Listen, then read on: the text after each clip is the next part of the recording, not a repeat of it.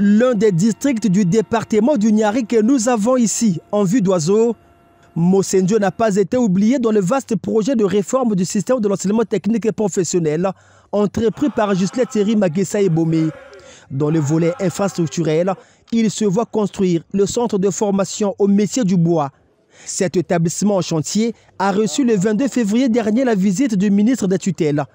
Ghislain Thierry Magessa Ebomé qui a voulu s'enquérir de ce qui reste à faire dans ce chantier qui a débuté en avril 2023. Travaux de réhabilitation de quelques bâtiments de l'ENEF et il y a eu les nouvelles constructions pour le CFA métier de bois.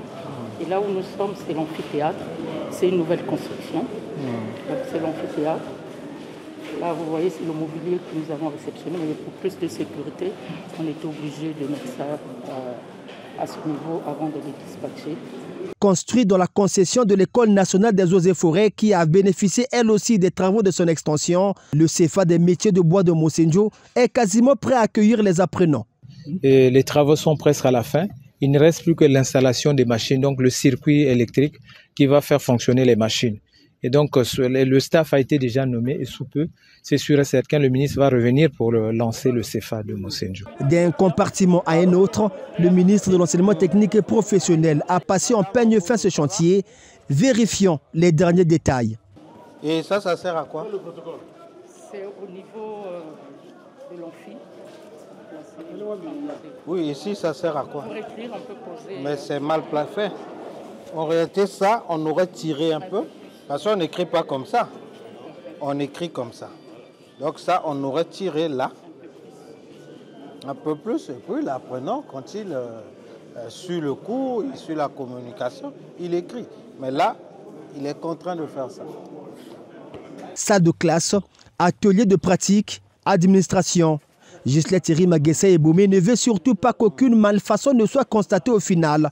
C'est pourquoi il interpelle la vigilance du directeur de cette école. Vous, monsieur le directeur, quand il pleut, après la pluie, faites, avec votre équipe bien sûr, faites le tour des bâtiments ou demandez à vos élèves de faire le tour des bâtiments, constatez les malfaçons qu'il y a après la pluie. C'est vous le ministre ici, c'est vous le président de la République ici, c'est vous le premier ministre, c'est vous le préfet. Ok? Donc il faut constater, nous rappellerons la mission de contrôle, nous rappellerons l'entreprise, je vous dis, il y a telle malfaçon à tel niveau. Si vous êtes dans le bureau, c'est ça les Congolais. Alors que c'est pour le pays.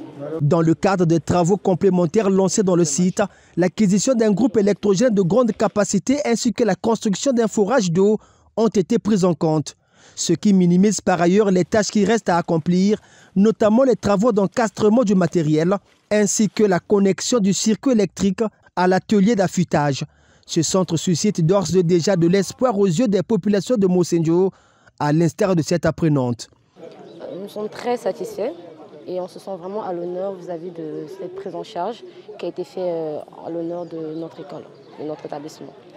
C'était très différent avant, on ne va pas dire que les conditions étaient médiocres, mais il y a vraiment une grande différence aujourd'hui et on en est ravis.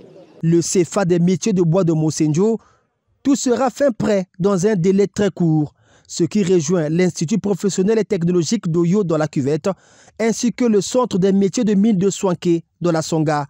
3 établissements de l'enseignement technique et professionnel qui devraient s'ouvrir très bientôt, l'un après l'autre.